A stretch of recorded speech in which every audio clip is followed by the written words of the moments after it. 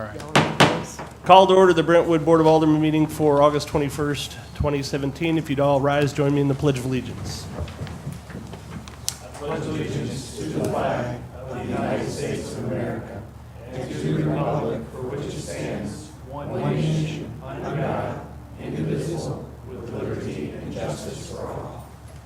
Have a roll call, please.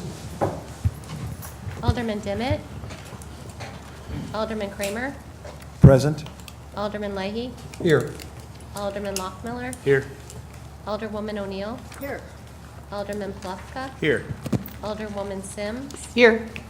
Alderman Weggie. Here. Mayor Thornton. Here.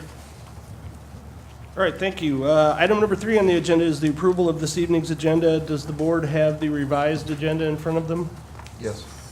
All right, and is there any objection to approval by acclamation?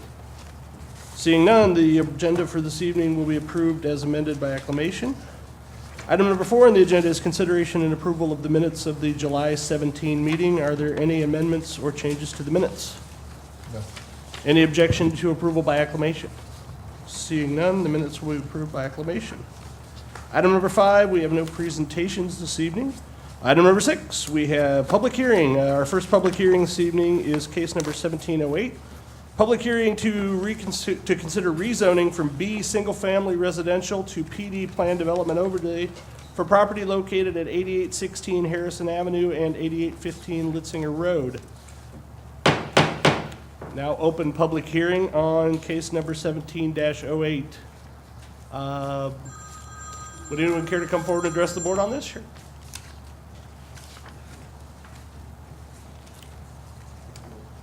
Go ahead.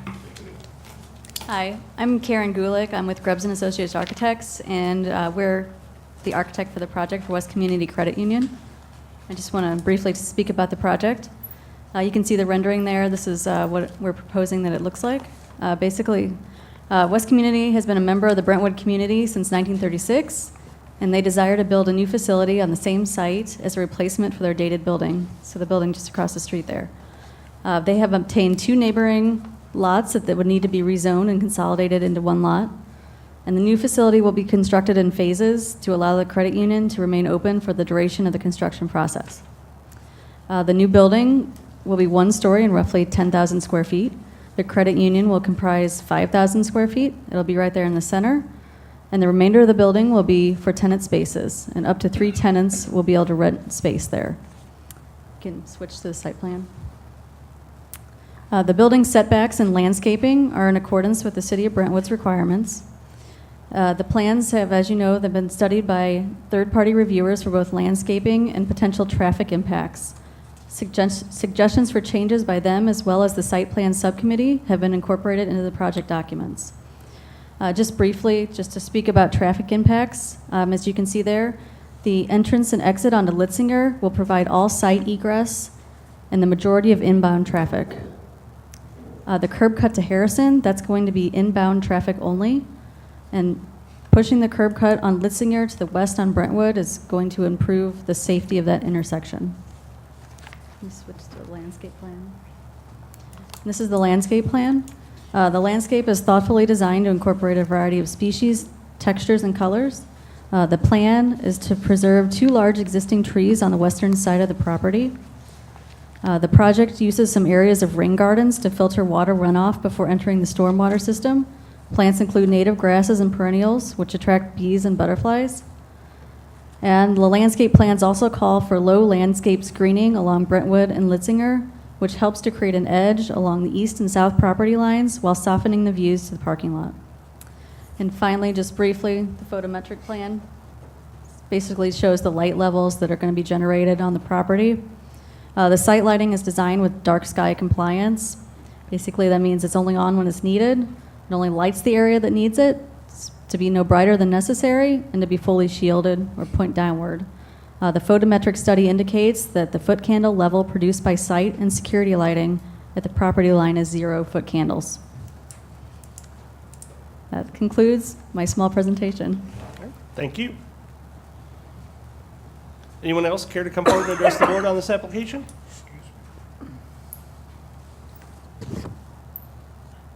All right. Trying to get your attention, but she's behind. Yeah, so if there's somebody behind the sign. We'd like to see the pictures. Oh, well, I'm sure they'll be happy to turn them around. Actually, could you move that off just over to the side? People can, yeah, great. Thank you. All right, anyone else care to come forward and make comment on public hearing? Okay, seeing none, I'm going to close the public hearing. Our second public hearing tonight is on case number 17-09. It's public hearing to consider a conditional use permit and site plan review for a new commercial office building located at 8816 Harrison and 8815 Litzinger and 2345 South Brentwood, which is the project we just heard about. So without further ado, I'm going to open public comment on that application. Anyone care to come forward and address the board on application 17-09? Okay, seeing none, I will close public. Item number 7 on tonight's agenda, we have bids. We have one bid this evening. It is a RFQ for an owner's representative for the city's capital improvement projects in Manchester Road and so forth. Dan, I believe, has information for the board on this one.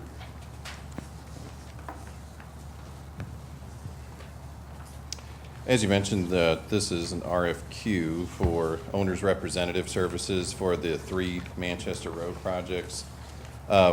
We opened these RFQs a few weeks ago.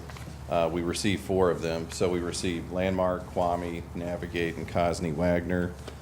We did a weighted scoring model on the basic categories that we evaluated these on, ranging from general information.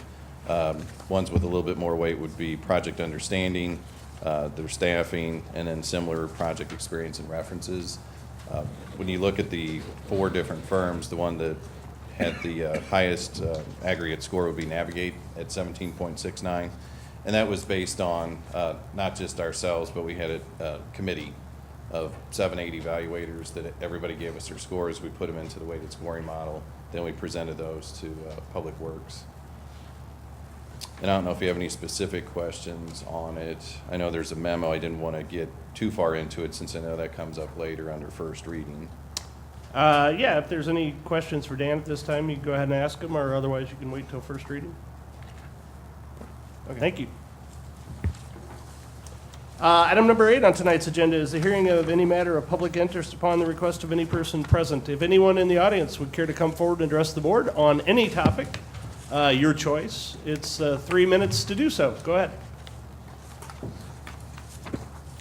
I'm Karen Meyer, 8726 Pine Avenue in Brentwood, and I wish to thank all of those in the city of Brentwood who were instrumental in laying in the new concrete road entrance to the promenade.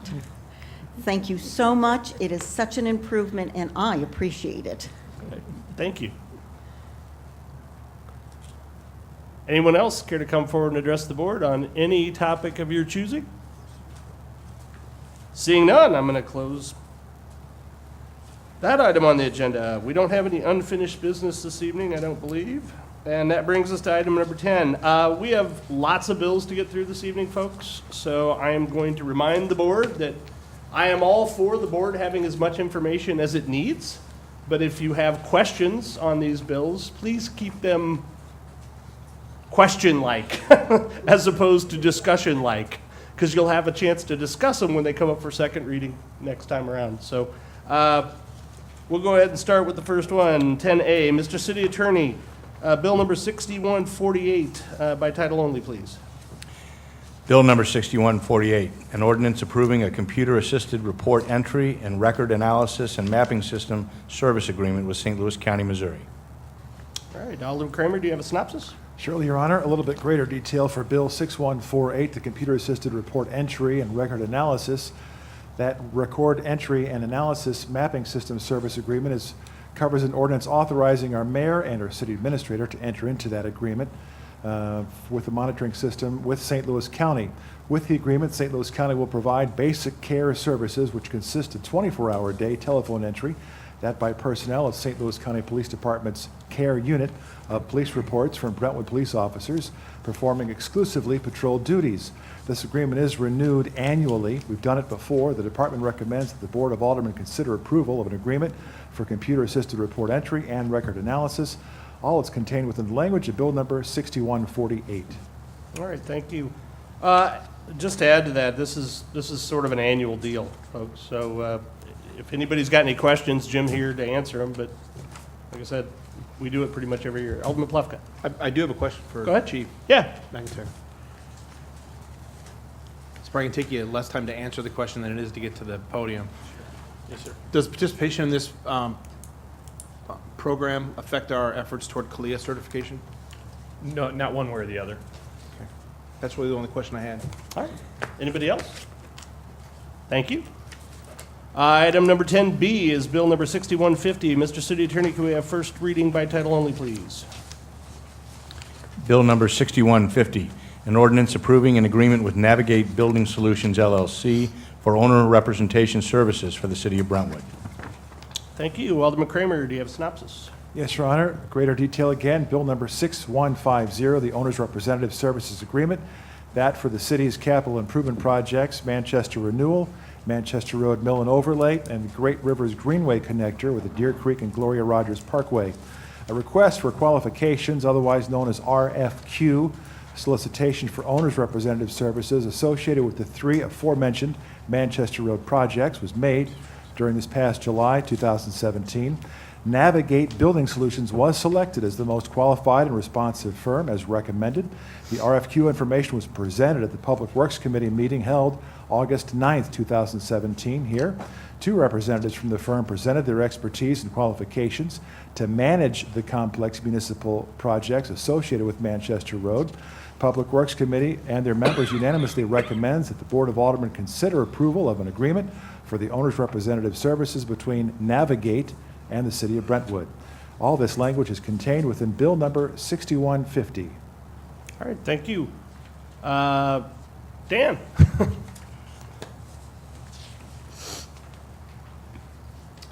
I don't know if you had a chance to think of any questions since I last stood up. Does anybody have any questions for Dan about this? Alderman Leahy? I have two questions, but Your Honor, I think the first question, actually both questions, I'm going to direct to you, sir. In Bill 6150, in the first paragraph, it states that we've determined that this area is already blighted. I'm not aware that the city has made that determination on the areas affected. And I wonder if that may not be a decision that's made prematurely. I think it may just be a typo, to be honest with you, but I believe you are correct. I do not believe we've made a finding of blight in that entire area. The city has not formally made a determination of it being blighted, but if you recall, back in February, PGAV was one of the firms that provides consulting services to the city. So part of their task is to begin to review the conditions of the property. We haven't presented that to the Board of Yeah, I was going to Aldermen. say, I don't think the board has seen that Right. preliminary study, Right. so, yeah. Yeah. No, your point's well taken. I think The maybe second- offering an amendment to strike that Yeah. would be good. Well, no. The second question I have is, and I'm not opposed to getting to the owner representative for us, but do we have a timeline as to when this board may address the flooding issue and whether or not we are going to go forward with that? We had a couple questions from the workshop that still needed to get answered before we moved. And I'm wondering when that timeline comes in, since this is 1/3 of the project that this group would be taking on. Well, to be honest with you, that's probably their first order of business, is to get together that timeline and figure out what the moving pieces are to do that. So I know that in particular, the two additional studies that we look for with respect to the flooding are in work in progress. And Right. I just asked for an update on that We myself. have a meeting scheduled this week, and we hope Yeah, to find out more so- at that time. And Thank the result of that will be presented to the board. Yeah, Okay, absolutely. but, all right. So So, it shouldn't be that much longer No. before we decide if we're really gonna make it a Absolutely. 3 major project or 2 major projects to work with. Absolutely. And the question then I asked for Dan is if this board chooses just to make it a 2 major project, having the owner representative would still be a big plus for the city? Exactly. And I know we met with Todd Sweeney, and that was one of the first things he talked about was schedule, getting with the consultants, getting their schedule and putting it into a master schedule. So that way everything's incorporated into one cohesive schedule, and you're not grasping at straws and looking at individual parts anymore. And I guess I would just add to that, that one of the key elements of that schedule will be sort of a go or no-go Go. decision on the part of the board. So, Yes. yeah. Thank you. Yeah. That's all the questions I have. Anything else for Dan? Alderman Lockmiller. Well, this is more of a comment that when this came before Public Works and we passed it on to the board, we were just passing on that this was a qualified company. The contract was not made available at that time. So I would just recommend that you look at it very carefully because we did not review the contract at that time. We were only qualifying the company itself. Thanks. Fair point, yep. Anything else? Okay, so between now and our next meeting, if you have a chance to peruse that contract, if you have any questions, you needn't wait until the meeting itself. You can feel free to email Bola or myself or the city attorney and try to get those questions answered. All right, thank you. Let's see, we are looking at 10C, which is bill number 6152. Mr. City Attorney, can we have first reading by title only? Oh, sorry, am I in the wrong? Bill number 6153. 53. 53? No, under the 52. revised. I'm working off of the revised Revised. addenda. 52 comes in. 52 is under 10C. Yes. It is. All right, so we are on 6152. Mr. City Attorney, first reading by title only, please.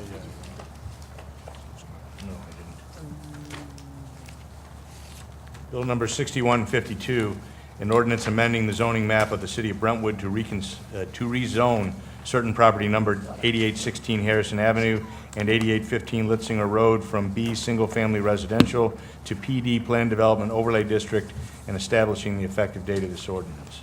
All right, thank you. Alderman Kramer, synopsis, please. Yes, Your Honor, as we follow the bouncing agenda here, Bill number 6152, the consideration of rezoning from B Single Family Residential District to PD, or Plan Development Overlay District, for the property located at 8816 Harrison Avenue and 8815 Harrison Avenue.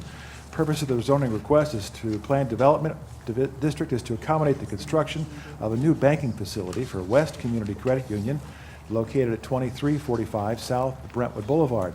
Parcels are required for the development of a project and would need to be rezoned to Plan Development Overlay. The existing residences at those two addresses would be demolished. Parcels are a total of .689 acres in size. The request by the West Community Credit Union to rezone the property located at 8816 Harrison and 8815 Litzinger from B Single Family to PD Plan Development was approved by the Planning and Zoning Commission as a recommendation to the full board by a vote of 10-0. This is bill number 6152. All right, Lisa Kirkemeyer, anything to share with the board about this? I'll be available for questions. All right, Alderman Plufka. Thank you. I was looking at the most recent map I could get my hands on that shows the classifications of zoning. And I know 8806 is currently the parking lot that they use over across the street. But I noticed on this map and the most recent map I could find electronically, it's still zoned residential B. It's still zoned with the pink zoning. And I just wanted to make sure that between now and when we do the second reading, that somebody's just checked to make sure that 8806 has already been rezoned to the use that it's going to be used for, the PD use. Yes, we've verified that Okay. leading up to this. And so the rezoning tonight would be for the next contiguous parcel, which is B. So it's just unfortunately an outdated zoning map, so. So the one just to the west and just to the south? Correct. Okay, thank you. That's all the questions I have. Any further questions? Thank you. Moving right along, bill number 10D is 6153. Mr. City Attorney, can we have first reading by title only, please?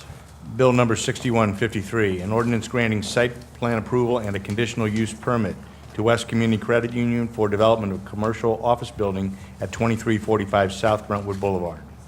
Okay, so this is the CUP to the same thing. So Alderman Kramer, synopsis.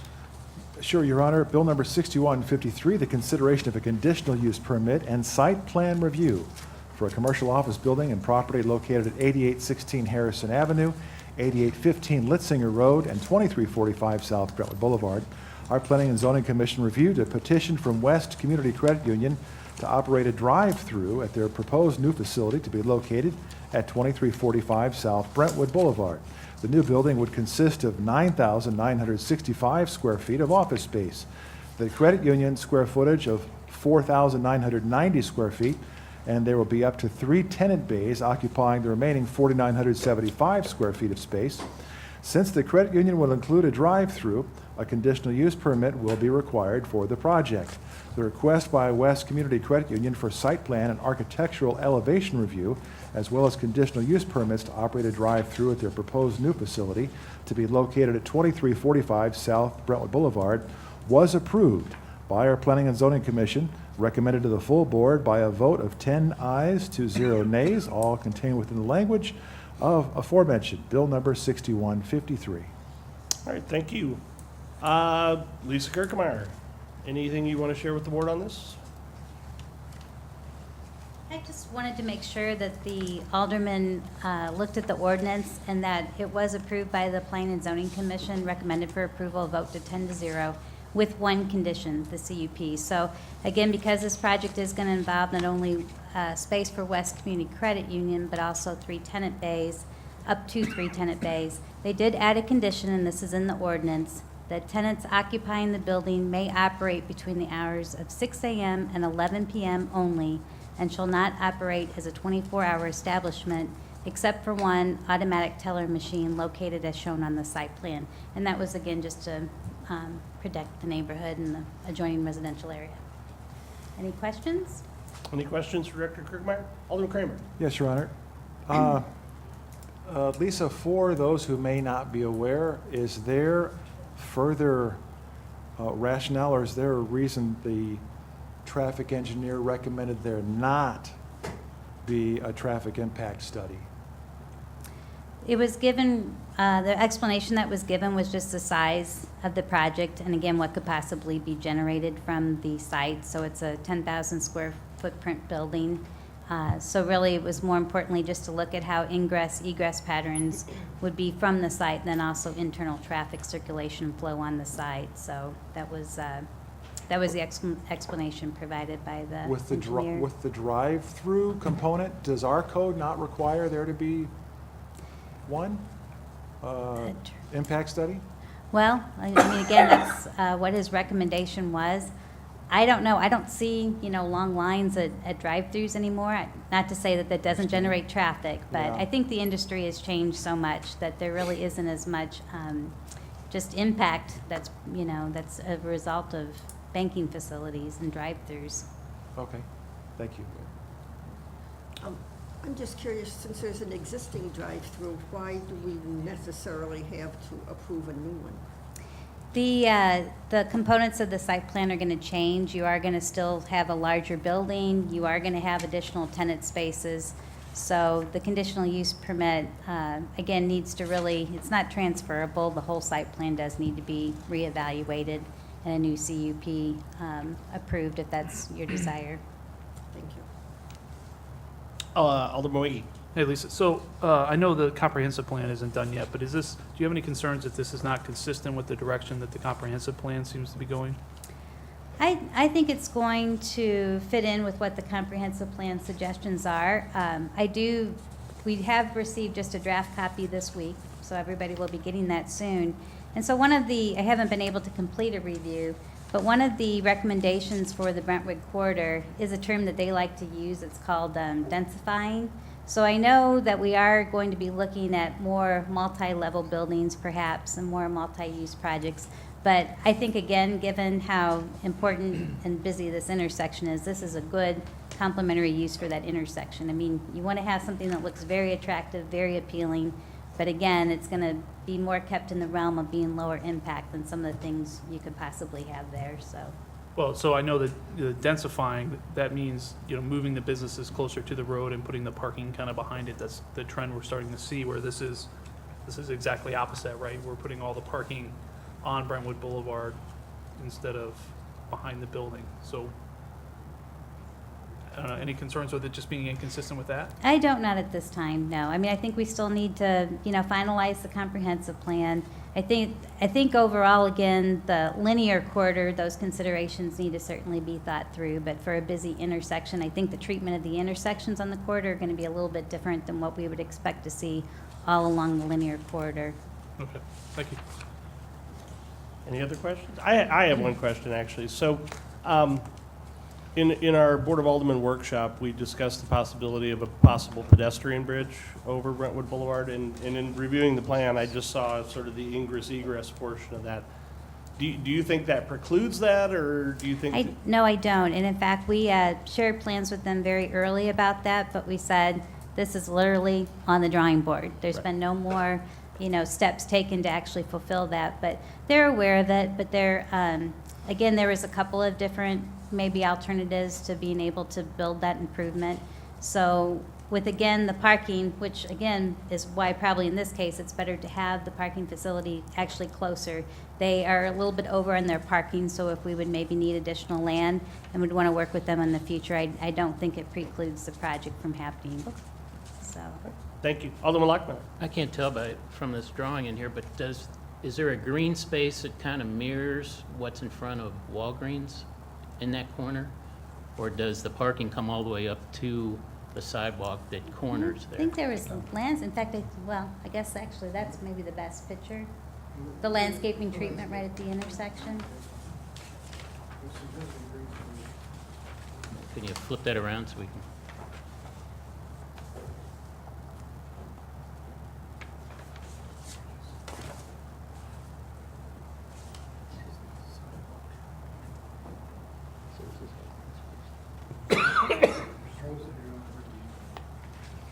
Probably just hold it.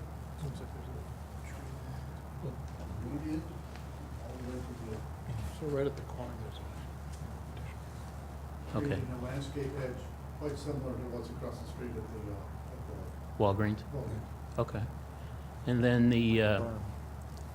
on the west side, the fencing between this property and residential, does it all come all the way down to the sidewalk? it's, On the north or south end, Steve? On the So- north, on the south end, towards There's- Litsinger. There's actually going to be low plantings that will be closer, like in the front yard requirement. But the screening device, actually, the fence cannot go all the way up to where the private property stops and the right-of-way begins, because of just trying to make sure we don't obstruct Exactly. vision. Yeah, So that's what I that, was yeah, worried about. it'll follow our normal screening devices. But it still shows at the entrance ways into the development that there'll be low plantings and so forth, not to obstruct vision. I think that's good the way they've I guess they pushed that means of ingress, egress right in front of the Walgreens then, so they'll almost line up. Okay. they're aligned. Yeah. They're aligned. It gets it away from Brentwood Boulevard. Okay, thank you. Any other questions? Alderman Kramer. Oh, sorry, Your Honor, I'll try to make it quick. Following up on my previous question, Lisa, the ATM topic. Previously, the ATM was located on the building itself, and now will be part of the drive-through, is that right? Correct. Or will there be just one, or will be there more than? Just one. More than one? Okay. There's going to be, the one in the building will be closed down, and there'll be one in the drive-through, which we currently have. We have two on the building. So for those drivers who wish to use the drive-through for deposit transactions, will have to wait to use the ATM? Is it the same? They're separate, Okay, so there'll be drive-up lanes and an ATM. okay. Thank you. Thank you. Any other questions? All right, thank you. All right, item number 11 on the agenda this evening, bills to be given a second reading. We're going to start with bill number 6137. Mr. City Attorney, could we have second reading by title only, please? Bill number 6137, an ordinance to enable the city of Brentwood, Missouri to join the Missouri Clean Energy District. Alderman Kramer, do you have a synopsis? Yes, Your Honor, Bill 6137, an ordinance to enable the Brentwood city personnel to join the Missouri Clean Energy District pursuant to sections 67.2800 to 67.2835, revised statute state of Missouri, the Property Assessment Clean Energy Act, and stating the terms under which the city of Brentwood will conduct activities as a member of such district and approving a related cooperative agreement. The City of Brentwood has been asked to take part in the Show Me Pace Clean Energy District program. That program would allow commercial property owners in the City of Brentwood to obtain innovative financing for their energy and water projects and strengthen their bottom line. State statute requires local municipalities to take part in the Clean Energy District for their property owners in order to take advantage of PACE financing. There are a number of other municipalities in the St. Louis area who take part in the program currently: Creve Coeur, Chesterfield, Crestwood, Maryland Heights, Manchester, Shrewsbury, University City, Wentzville, and St. Charles. The Public Works Committee has made a recommendation unanimously to the Board of Aldermen for consideration of an ordinance approving the City of Brentwood's taking part in the Missouri Clean Energy District. It's all contained within the language of Bill number 6137. All right, thank you. Your Honor, I'll make a motion to perfect Bill 6137 into ordinance form. Second. It's been moved and seconded that the board perfect Bill number 6137 into ordinance form. Is there any discussion? Your Honor, please. In the synopsis, it mentions only commercial properties. Under the bill, it authorizes both commercial both. and private residential properties could qualify also. And that's a benefit to the residents. Yeah, my understanding is this program benefits both commercial and residential. Yeah, so, and that's that's correct in the bill, correct? It is correct in the bill. It was misleading in the synopsis. Got it. The program changed. Initially, it only served commercial properties. Right. Yes. Right. And then they rolled it. Correct. Any discussion from the board on the perfection of this bill? Seeing none, we'll have a roll call, please. Alderman Kramer, Yes. Alderman Leahy, Yes. Alderman Lockmiller, Yes. Alderwoman O'Neill, Yes. Alderman Plufka, Yes. Alderwoman Sims, Yes. Alderman Weggie. Yes. Bill number 6137 passes, and upon signature of the mayor becomes ordinance number 4790. All right, thank you. 11B on our agenda is bill number 6143. Mr. City Attorney, could we have second reading by title only, please?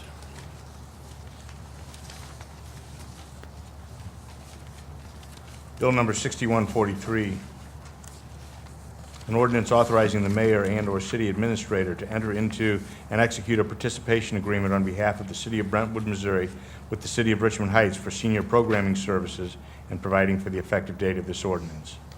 Thank you. Do we have synopsis? Surely, Your Honor. Bill number 6143, the Intergovernmental Agreement for Senior Citizens Recreation Programming Services. Our Parks and Recreation Department is recommending entering into a shared agreement for shared programming services within the city of Richmond Heights.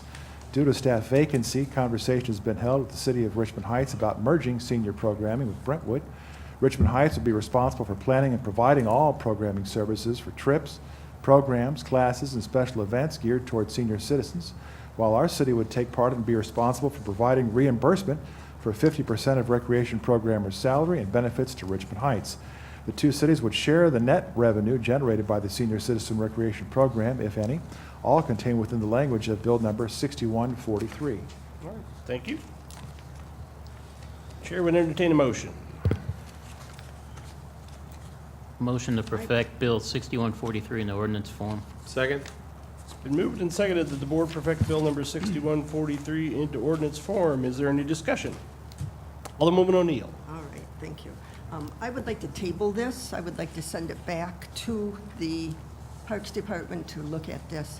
I may be the only senior user on this board, but for several years, I have tried to do a couple of the programs a year. The ones in Brentwood are in Brentwood. What's offered by the Heights is in the Heights. There is a difference both in registration ease and in the people who come. There are a couple different kinds of seniors that are helped here. One is perhaps an older group, but they tend to have special needs. They need a little extra care. They don't do as many of the active programs as they could. And since the definition of senior seems to be getting younger and younger, it looks as though there ought to be more programming for that active group. And Friends, as far as people not using it, part of the problem is there's no PR for this. The catalog comes in the mail, that's it. You don't hear anything else, there's no outreach. I read about it years ago and started, I've been talking to others. I have one friend from U City who now not only comes more regularly than I do, but has begun to bring others. So word of mouth may be the secret, but we need to get it going. And if you cannot get into a program at Richmond Heights because their word of mouth has already filled the program, Brentwood's left out in the cold. After we talked about this before, I thought it sounded reasonable, and then I went home, looked at the new parks catalog, and where there used to be perhaps 3 pages. So let me stop you right there. So Okay. we started with a motion, which I Okay. think is fine. I think we're getting straight past the motion and into the discussion. So what I'd like to do is see if your motion has a second. Second the motion. All right, Your it Honor. has been seconded. So now, it's been moved and seconded, and so we can get into the discussion of your motion, and then I'll let you continue, so. Okay, well, Just so everybody else feels like they can jump on in if they need Okay. to. Also want to, can the minutes reflect that Alderman Dimmitt joined us at 7:36, please? Yeah, thank you. I did see that Eric has talked to Pat Killian, who had written the letter that we all got. I understand Pat's point of view completely about not having enough here. I would like to see the goal that the department has of making the Brentwood Rec Center a center for seniors, which is stated every month and has 0% of fulfillment at this point. I would like to see that be more active. I don't want to have our seniors going to the Heights for all the activities. And to be honest, if the Heights plans it, that's what's there. The new catalog shows that. The half page of activities there are practically all at the Heights. So I think by doing this, it might be easier from an administrative standpoint, but in terms of a wealth of diverse programming for Brentwood seniors, I think it's a loss. And so let me just clarify one thing before we continue the discussion. So your motion is to postpone action on this evening. You also, I think, made a motion to direct staff to do something. But it almost sounds as though you'd rather direct staff to just not get into this agreement, which is essentially voting it down. Go back to committee. I am open to what the rest of the board feels, but I do not think, as it's stated, that it's to the benefit of our senior community. So either tabling it for whatever. Well, okay, so the motion on the table right at the moment is the motion to postpone action on this. Okay, Well, actually, so- there was a motion made to perfect the bill, which was seconded before the motion. Well, to that's table. true, yeah, So, you're right. Well, yeah, but you can't postpone act, I stumbled it into that would one. be best didn't to I? withdraw the motion to perfect the bill if you're Yeah, going to that's consider the probably motion best. to table. So I believe Alderman Leahy made the motion to No, I did. perfect. No. No, I did your- Alderman Lockmiller. So are you willing to withdraw that motion? Thank you. Yes, sir. So the motion to perfect the bill has been withdrawn, thank you. Now we can take action on the motion to postpone and move forward. We'll need another motion to perfect if that fails. Right. And I should have been paying attention. I think Alderwoman O'Neill was trying to get my attention, and I was looking down at my agenda, so it's my fault. All right, so now that we know who's driving the bus, where are we going? So we have a motion on the table to postpone action on this until the next meeting. Alderman Kramer. Mr. Chairman, could I reach into Alderman O'Neill's intentions for a moment and see, was the intention to send it back to committee for reconfiguration or reinvestigation, or just to place it on hold to the next meeting? There's no action being taken if we just place it on hold. Oh, thank you. No, I would like to see it sent back to the department to rethink the whole proposition of sending this outside the city. Okay. Is that your motion then? Yes. Place it on Keep hold and send it keep back to... in the city. Okay. Redo the bill completely. Redo the. Okay, any further motion, any further, Alderman Wagey? Well, so I think the concerns from the resident are well-written and well-taken. I think we have, verifiable indication on the booklet that shows that there is a reduction.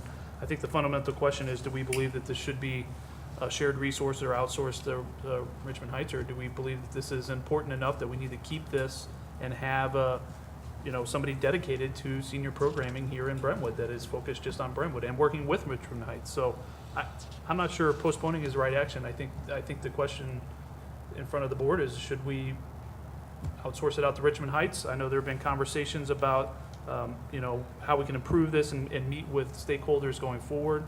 But I think the fundamental question is, do we want to do it or not? I'm not sure what would happen with the postponement. I think the question is here, do we want to do it or not? Yeah, I think that goes to my clarification, Right, which correct. is, postpone it and do what, right? So, I mean, if the direction is to postpone it and send it back and tell them not to do it, then that's the same as a vote against the bill, I think. But, I mean, I don't want to put words in anybody's mouth, but, yeah. So. If I may chime in, during the committee meeting, I had wrestled with this whole issue. We're in a 3 consortium. Based on prior contracts, we do a 50-50 because Richmond Heights gets paid by, Maplewood pays Richmond Heights to run their program with it. But my dilemma is since we started this consortium in, I think, Eric, correct me if I'm wrong, 2002 or 2003, when we started the consortium, Brentwood really doesn't have numbers to show who participates in the program from which of the 3 communities. But we do get a bill each year from Richmond Heights based on who's participating at Richmond Heights and how much the city owes as the non-resident rate percentages. I'm in agreement with Ms. O'Neill that we should be evaluating how do you measure how successful the program would be for Brentwood other than, by the way, send me 50% of the salary. And we don't have a measurement. So I do believe it still needs to be massaged. Okay, and I'm just going to caution everybody. So the motion on the table is whether or not to postpone, Yes. and I don't want this to turn into a free-for-all on the whole consortium and all of that. So your point's well Understand, sir. taken, but I try to keep your comments on point to whether or not we need to postpone this action or whether the motion to postpone should be up or down. Well, that's the No. benefit for why you should Right. postpone. No, I Let like I staff said, your point's well taken. massage Right. this. Your point's well taken. I just want to. I don't want to open the door to that. Yes, sir. Alderman Kramer. Your Honor, to your point, may we hear from our recreation coordinator on this topic? Sure. Seems anxious.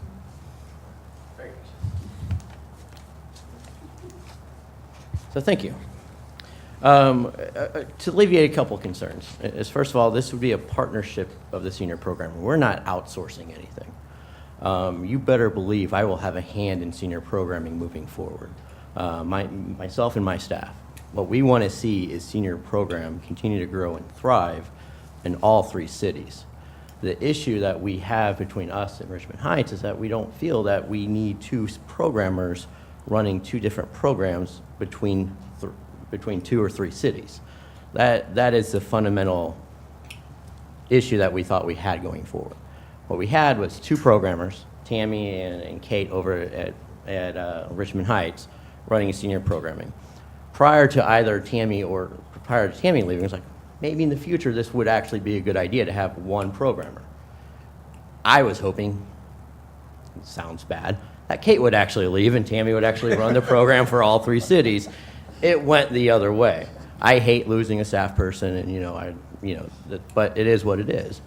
It makes sense that you have 1 person trying to run programming because fundamentally the senior programming numbers for this, what we did running with just Tammy, weren't there to support having 1 person. Tammy did a number of PR. We did social media. We did send out flyers to individual senior people. Tammy called people individually trying to get them to sign up for our programs. I mean, she spent an inordinate amount of time trying to get these programs to grow, more so than any other programmer honestly does for programming. But it's what we were trying to do because I wanted to see her succeed with that program, because we wanted to make that program grow. And honestly, we saw incremental increase is what we put in the memo. It just wasn't enough for 1 programmer moving forward. I am not outsourcing this program in Richmond Heights. It is what we think is the best for all 3 cities. Okay, thank you. I still am concerned that our discussion has run afoul of the motion that's on the table, which is to postpone. So could we get that issue cleared up and we go back to the vote on the, I mean, or is the idea that a motion to postpone is effectively killing this bill? I mean, the question is, do we do this tonight or do we do it a week, 2 weeks from now, I think is really the question on the table. So can we have discussion related to that, or am I just, I don't want to push you one way or the other, but again, that's the motion that was made, is send, postpone it and redirect it to staff, or not. So I just don't want to have this discussion twice. If we're going to do this again in 2 weeks, we can have all this discussion then. Alderman Kramer. Yes, Your Honor, to your point, do we have any emergent need for things to happen quickly on this? It depends on what the process is moving forward for what the board's wishes. As you said, the brochure is out. What I would say to Alderwoman O'Neill's concern is we do have programs going on at the Brentwood Recreation Complex. We will continue to have programs going on. What's currently in there is breakfast and bingo, and that's actually at the complex. For trips, we're going to have a program. They're going to pick up at Richmond Heights, and then they're going to come over to Brentwood to pick up over there. So we're continuing to have a presence at Brentwood. But if you want us to start running a senior program, we're kind of behind the 8 ball right now, so we're going to have to move pretty quickly to start building a program for the fall. And the sooner we know, the better. Okay. Thank you. Alderman Plufka. You mentioned that there were the numbers. What are the numbers? Looking at it, I mean, Tammy took over in 2014, and honestly, what she had that first year was probably about stagnant growth. And she ran about, you look at numbers, about 263 participants for the entire year. And what it broke down to was about our lunches. So we have basically 4 category of programs. We have what we call Magic Lunch, which is one lunch a month, where our seniors get to go. We pick a new location, and basically we take them to lunch. They're responsible for their own lunch. We have trips. That first year we did 1 trip a month, and with Tammy's, we worked with Tammy since she was doing it herself and didn't have any other sort of responsibilities. We wanted to push it to 2 trips a month. And then we had some general programs, and then to be completely honest, those general programs failed. I mean, we tried art classes, we tried different sort of floral and those sort of things. We started then a cooking for 1 class, and that had some, I'll get to that, and then a breakfast club.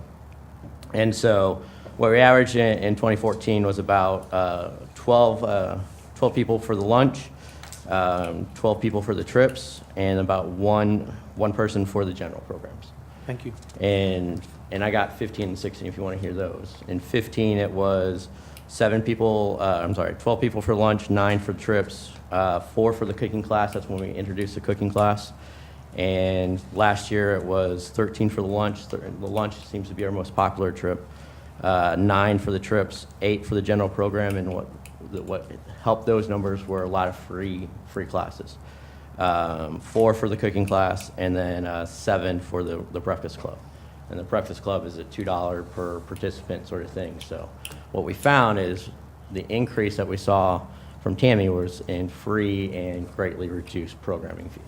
Thank you, Mr. Mayor. All right, I'm gonna reiterate my request to the board that we resolve the issue on the table of the postponement. And look, if the idea here is that postponing this and sending it back to the committee is the same as voting down the bill, then let's just call a vote on the bill and vote it down or vote it up. It strikes me as that way. So if I'm out of line, feel free to jump in and make some other motion. But You didn't think that a question about usage was relevant to the question of tabling? I'd just like to clear up the question of whether we're going to have the debate on usage tonight. Okay. Can I ask a couple of questions? As I understand it right now, all of the programs that are trips in this new brochure are filled already. Somebody from Brentwood cannot get in. They are already filled with Richmond Heights people. So it doesn't matter if they start there and pick up here. it's not the pickup point, it's the registration that's the problem? Is this something that you've been aware of? At this point, I couldn't answer that. I don't know what the registration numbers are. The brochure came out to Richmond Heights and Brentwood residents at the same time. Everyone can register at the same time. It filled word of mouth with Richmond Heights before it came out to Brentwood, so they're done. The people knew. My other question is... But the brochure comes out at the same time, so everyone has the equal opportunity to register. But people in Richmond Heights knew what was coming ahead of time, so they could get in and appear. So anyway, has Oasis and WashU's Lifetime Learning offer all sorts of mentally challenging things as well as trips and exercise in some of these. I would like to see a person here talk and look at those catalogs, look at those, rather than dumbing down some of the classes. I'd like to see a few more challenging things. I would like to vote down this whole issue, not put it on a postponed basement, just simply vote it down and ask you to hire someone to come in who will take a fresh look at this, offer some new things, find some other venues to reach out to Brentwood people, and start a program that would be attractive, not simply a clone of what's already there. Okay, so, I think she's withdrawing her motion. yeah, that's exactly what I was about to say. So I think what I just heard you say is what I was suggesting is that we withdraw the motion to postpone and simply Go up or down. reinstate the motion. I mean, have Alderman Lockmiller make his motion to go ahead, and then we can have a debate on whether or not we want to do this or not. Yeah? Or more debate on whether or not. Look, I have no problem with the debate. What I want to do is have the debate when it's relevant to what we're about to vote on. That's all. That's really all I'm trying to do. So if you are happy with that and you'd like to go ahead and do that, Alderman Lockmiller. Motion to perfect Bill 6143 again into ordinance form. It's been moved again and seconded again that we perfect bill number 6143 into ordinance form. Discussion, further discussion on this. Alderman Leahy. All right. Eric, if I may ask the Okay, question so, of you. This is about whether or not we should or shouldn't pass the bill. okay, That's that's what I'm great. hearing. That's exactly what I want to hear. In this bill, as stated in the synopsis, we pay 50% of the salary of the person at Richmond Heights to generate a good program. What type of controls do we in Brentwood have to be influential in choosing the programs and representation of getting Brentwood residents into those programs? In the agreement, there's two very specific things I think will answer that part of the question, and I wish I had my iPad up here. Bad, Eric. One is that we will meet prior to each brochure so that we have the conversation and making sure that we have the type of programs that our residents want to see and that we want to make sure are what we consider high-quality Brentwood programs. The second thing is that we have a equal say in the evaluation of the programmer so that we are part of the evaluation process of Kate.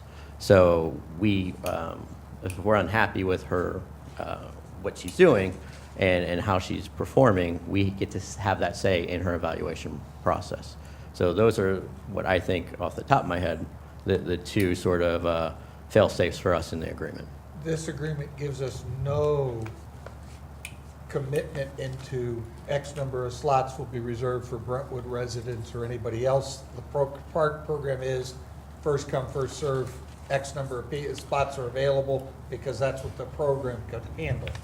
Correct, but the nice thing is if we're, the two things that we've always talked about in Brentwood is that if the demand is there, we can start thinking about additional modes of transportation.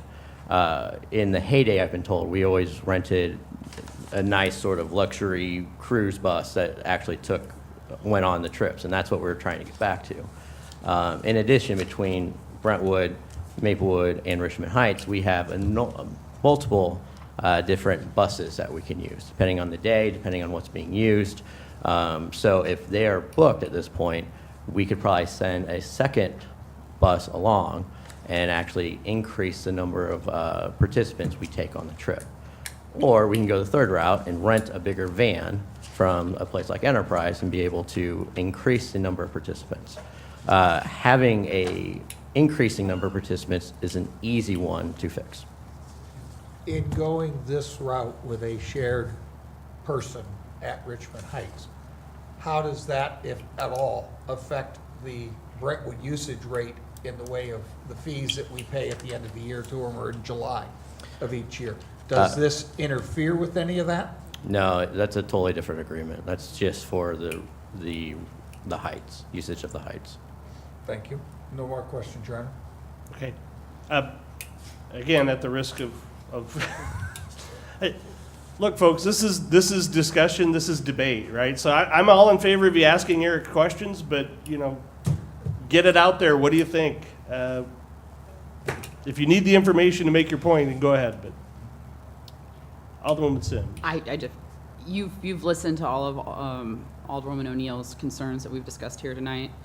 Do you believe that, as written, going forward, will staff have the ability to control and address those concerns with this new agreement? Yeah, in fact, I think if there's a desire to make the program a little bit more robust, that's definitely something we can do.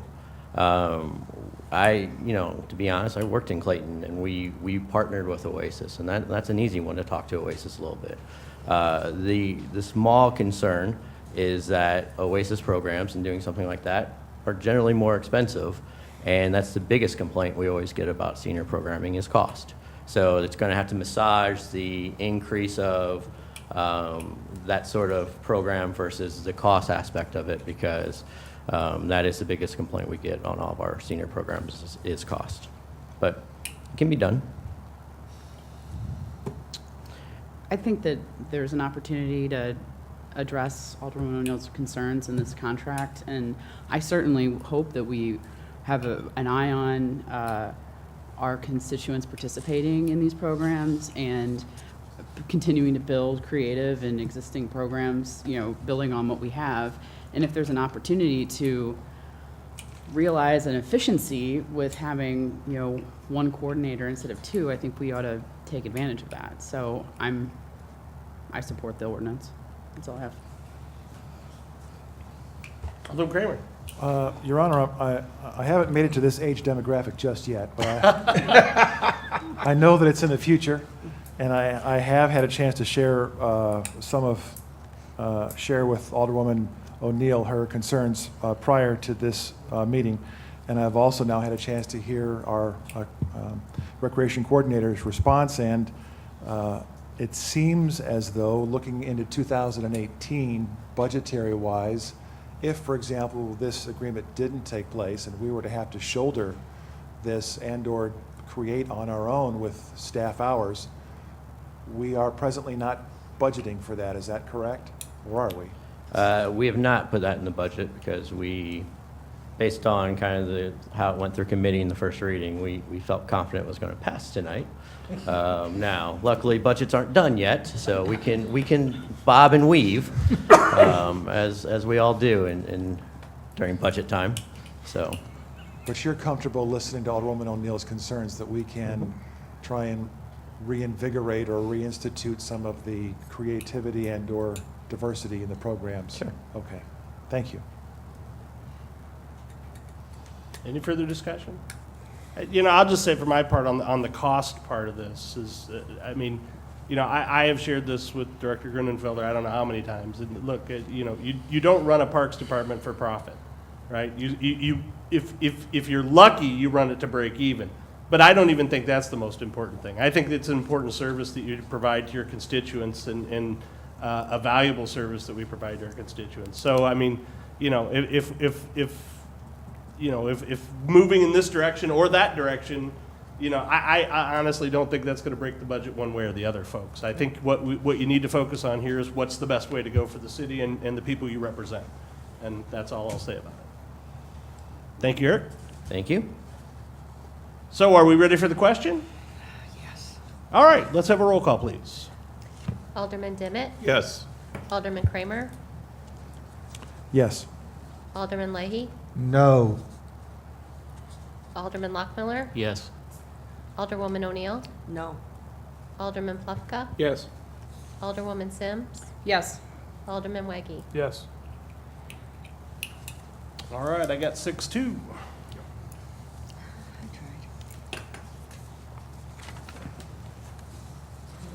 Let's 4791. see.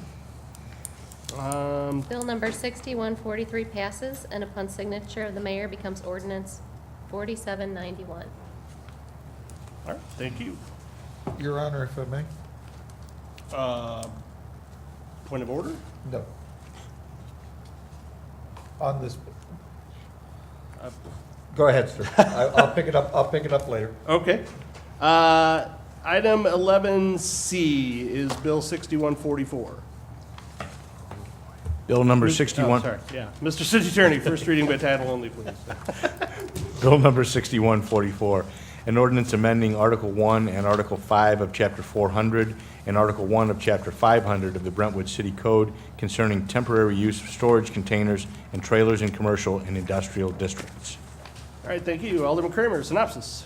Yes, Your Honor. Bill 6144, text amendments, the Chapter 400 zoning, Section 400.020, the definition of a special use, Section 400.1950, to add supplemental regulations for temporary storage containers and trailers in commercial and industrial districts, and Section 500.030, to require storage containers and trailers on job sites to be stored within a construction fenced area. Our Public Works Committee requested staff research regulatory and procedural solutions to better regulate the use of temporary storage containers and trailers in the commercial and industrial districts of our city.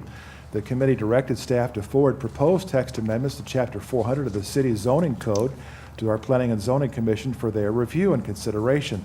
At the June 14th Planning and Zoning Commission meeting, the Commission recommended by a vote of 9-0 the approval of the text amendments to Section 400.020 to amend the definition of a special use related to temporary storage containers and trailers, and 400.1950 to include requirements for the placement of temporary storage containers and trailers, and 400.1950 to include requirements for the placement of storage containers and trailers in commercial and industrial districts.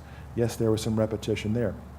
The Public Works Committee also recommends the board amend Section 500.030, job site, to include that storage containers and trailers on job sites must be stored within a construction fenced area. This is all contained within the language of Bill number 6144. All right, thank you. Need a motion to perfect, please? Motion to approve as submitted, Your Honor. Second. Okay, it's been moved and seconded that the board perfect Bill number 6144 into ordinance form. Is there any discussion? Alderman Leahy. Thank you, Your Honor. I'm on page 2 under special use arrangement. I'd like to offer an amendment. The purpose of this bill is to turn around and bring these things to the Board of Aldermen.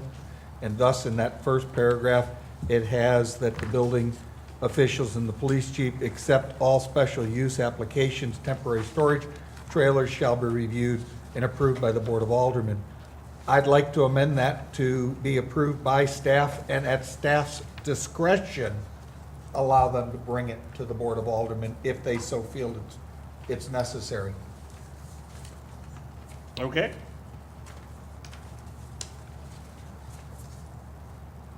Do you have any second for Alderman Leahy's motion? Okay, seeing none, the motion will fail for lack of a second. Any further discussion on the perfection of Bill 6144? Seeing none, roll call, please. Alderman Demmett? Yes. Alderman Kramer? Yes. Alderman Leahy? No. Alderman Lockmiller? Yes. Alderwoman O'Neill? Yes. Alderman Plufka? Yes. Alderwoman Sims? Yes. Alderman Weggie? Yes. Bill number 6144 passes, and upon signature of the mayor becomes ordinance number 4792. All right, thank you. Item number 11D is Bill number 6145. Mr. City Attorney, can we have first reading by title only, or second reading by title only, please? Bill number 6145, an ordinance adopting and enacting a new code of ordinances of the city of Brentwood, establishing the same, providing for the repeal of certain ordinances not included therein, except as herein expressly provided, providing for the manner of amending such code of ordinances, providing penalty for the violation thereof, and providing when this ordinance shall become effective. All right, thank you. Your Alderman Honor. Kramer. Oh, I'm sorry. Go ahead. Alderman Kramer, synopsis? Yes, Your Honor, some housekeeping here. Bill number 6145, Municipal Code Statutory Update, Supplement number 6, 2016 and 2014, effective January 1 of this year. The bill is for an ordinance adopting the 2016 and 2014 statutory updates. Annually, the city's codifier for the general code reviews state laws adopted to determine if updates required for the municipal code. This ordinance allows new provisions to take effect to ensure consistency with Missouri state statutes. This is part of the language contained within Bill number 6145. Your Honor, a motion to perfect Bill 6145 into ordinance form, please. Second? It's been moved and seconded that the board perfect Bill number 6145 into ordinance form. Is there any discussion? Alderman Lockmiller. I'd just like to make a correction that my name is spelt wrong on this bill. I love having deniability, but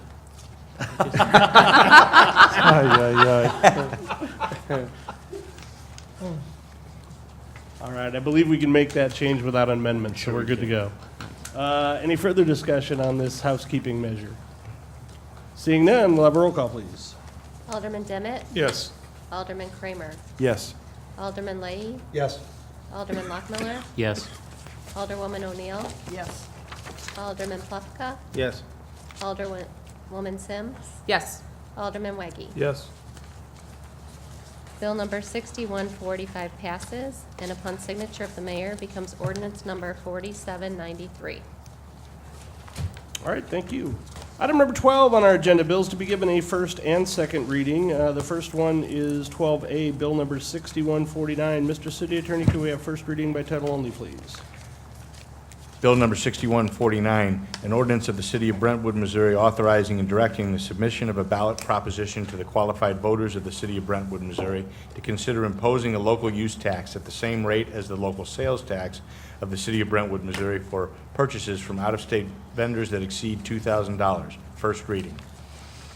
And Alderman Kramer, you have a synopsis? Yes, Your Honor. Bill number 6149 covers the use tax ballot initiative for the city, and an ordinance within our city authorizing and directing the submission of a ballot proposition to the qualified voters of Brentwood to consider imposing a local use tax at the same rate as the local use tax of the City of Brentwood, Missouri, for purchases from out-of-state vendors that exceed $2,000. The City of Brentwood, Missouri believes local use tax will help level the economic playing field between local retail merchants and out-of-state vendors, and that the revenue from such a tax will support the provision of critical municipal services. Therefore seeks to have the ballot proposition hereinafter reference presented to qualified voters of the city at an election to be held November 7th of this year. It's part of the language contained within Bill number 6149. All right, thank you. I've actually, Bola and I discussed this, and I'm just going to give you the breakdown on this one. Basically, it's a use tax. The state of Missouri has a use tax, but we don't have a municipal use tax. If we enact a municipal use tax, then we will begin to receive, or will be entitled to receive receipts from vendors like Amazon and people like that who collect out-of-state sales tax and give them to us. So, you know, it's simply a bill that allows us to take that to the voters. I think it's a no-brainer. And if you have any questions, you can direct them either to the chair or to Bola, either one. Alderman Lockmiller. Where it has the verbiage under Proposition 1, it says the same as sales tax. For clarity, would it be good to list what our percentage is? Or, I guess I didn't quite understand. It says the same as local sales tax, which... And that's 1 1/4? So the we Brentwood list component. The Brentwood component of that, we list that in the budget book. I don't know what other ordinances look like or ballot language, whether they list that percentage in there or not. I don't have the statute in front of me, but I suspect that language is directly out of the enabling statute in Missouri law. Okay. So I would be disinclined to change that. In the education material, though, we will be very specific as to what that is, Yeah. so that Okay. people will know. Typically, in the little blurb that appears below it, it says the local component of sales tax, and then it says currently 1 point whatever. I mean, Right. if people bother to read that far. Okay, thank you. Alderman Leahy? I'm curious, big box, Amazon, yeah, I can see how we collect that tax. But if people are buying things online, you've opened up the can that it's gonna be self-reporting because I've spent more than $2,000 in a total year on online purchases, but the places I'm buying from don't have a Missouri component, so how do I go about getting all this tax collected? Or is it, gee, Yeah. there's no way to enforce it, so you can't get there? I can actually take that one. Please. So the state of Missouri has precious little enforcement of its use tax statutes. Similarly, the city of Brentwood will have precious little enforcement of its use tax. Yeah, it's mostly voluntarily reporting, and the reason for doing it is because there are a large number of people now online that do voluntarily report such things. So the answer to your question is we won't, and we don't. But without the ordinance, we will not be entitled to it.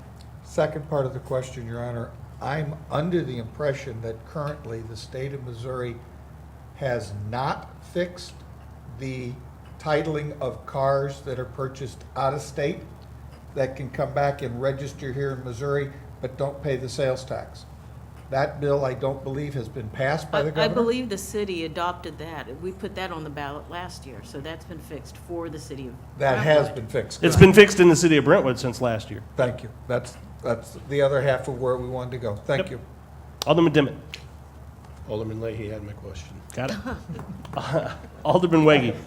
What's the difference between this and what was on the ballot about 8 years ago, That, 8 years ago? 6 to 8 years ago? I don't know. There was a It ballot probably issue. failed back It then. did fail, yes. Yeah, So, it and I failed. believe it was an out-of-state Mayor- local use tax in Brentwood. Mayor Kelly asked if the city would be interested in wanting to do an online tax. And the voters said, no, we don't want to do that. Right, so that's the difference then between this? I don't remember if we used the sales tax or thing, but he was trying to get revenue for being online purchases. And the residents voted it down, yes. I don't remember that one. Alderman Kramer. Yes, Your Honor. Bolin, we traded emails about this topic a time ago after Amazon started collecting and suggesting to municipalities that who have use tax, they could begin collecting that. But when that conversation happened, the topic varied widely as to how much revenue that might generate for our city. I'm in favor of this, but what is the approximate? It's not a substantial amount. Okay. And this is just based on Amazon, that I think we've been told that they do about 1 billion worth of sales in Missouri annually. And within the city of Brentwood, it's between 1.3 and 1.5 million. And that will equal between $13,000 to $28,000. Every bit counts. Okay, then. Thank you. Your Honor. Mr. City Attorney. Alderman Lockmiller, I did check the state statute, and that language, local use tax rate, is straight out of the statute. Okay, thank you. Sure. Thank you. Yeah, I think I'd reiterate the point I made earlier, is that the state already has a state use tax provision. And all we're doing is, we've never had a reason to have a local use tax until online retailing started making the inroads that it's making. So I think it's just, it's putting ourselves in a position to be entitled to collect that revenue. And from such sources as it makes sense for us to do that, we should put ourselves in that position. Any further discussion? Mr. City Attorney, second reading by title only, please. Or wait, are we in second reading? You want to do a first and a second, yes. You've only had first. I've only had first reading, but yeah? yes. Okay, that's what I thought, but I started to doubt myself. All right, so second reading by title only, please. Bill number 6149, an ordinance of the city of Brentwood, Missouri, authorizing and directing the submission of a ballot proposition to the qualified voters of the city of Brentwood, Missouri, to consider imposing a local use tax at the same rate as the local sales tax of the city of Brentwood, Missouri, for purchases from out-of-state vendors that exceed $2,000. Second reading. All right, and do I have a motion to perfect? So moved. Second. It's been moved and seconded that the board perfect bill number 6149 into ordinance form. Is there any discussion? Alderman Leahy. If this would go to the voters and pass, would the city of Brentwood have to come up with a form that a resident would have to self-report? Or is that something the Department of Revenue of the state of Missouri would give us? Or how would we go about collecting such? There's actually use tax returns that most businesses fill out, the ones that pay it. businesses? What about residents? Because this applies to anybody that spends up to or more than They're supposed $2,000. to as well. I could very much assure you that the only people paying use tax in Missouri are businesses. Just a guess. Second question, if I may. Currently, the city of Brentwood has nothing on the November ballot. By adding this to the November ballot, we pick up about a $3,000 election fee? I don't know what the cost is, but we pick up a fee, yes. We pick up a fee by doing that, okay. Alderwoman O'Neill? This is the wording that would be on the ballot in November, correct? Yes, yes, it is. What can we do for voter education ahead of time? We are Looking at developing this for the first education time, it's a- material that will be going out, yes. Okay. That needs something. Yes. We did this similarly to the out-of-state vehicle. Yeah, on the vehicle sales tax, we did exactly the same So thing. we'll We be sent doing out a the same. postcard that everybody. Yeah, It's newsletter, the everything. language is off-putting. You read it the first time and you read it again and again, and not everybody will probably be Hopefully, willing the to do- education material will help. Okay. Alderman Kramer? Yes, Your Honor. Up until we enact, or the voters enact, a local use tax, the money that's been collected to date by the state has gone to the state, To the state, and they've been enjoying it. exactly. Okay, thank you. We are not entitled to it because Okay. we don't have a local use tax. Gotcha. Alderman Leahy? Educate me if I may. If we move from the November to the April ballot, it would still be a simple majority to pass or fail this issue, correct? Or does it change by percentages? It does not change by percentages. So it's a simple pass and fail. All right? Yeah. If I put it on the April ballot, municipal elections in which I'm already paying for the election cycle to work with, this doesn't incur us an additional cost. Am I correct in that? I'm sure that, I don't know. I don't know the answer to that. There are other municipalities that have already put this on the ballot this August. I believe there were like 3 or 4 municipalities. What we're looking to do is to try to capture that revenue now rather than later. At But- 3,000 in the whole scheme of things, if that's the actual cost, I think it's negligible. When you look at the total budget for the city of Brentwood, $3,000 is negligible. Upon passage, let's play the what if. Upon passage on the November 7th ballot, the Board of Aldermen still has to have an ordinance passed to put it into our code in order to collect it. No.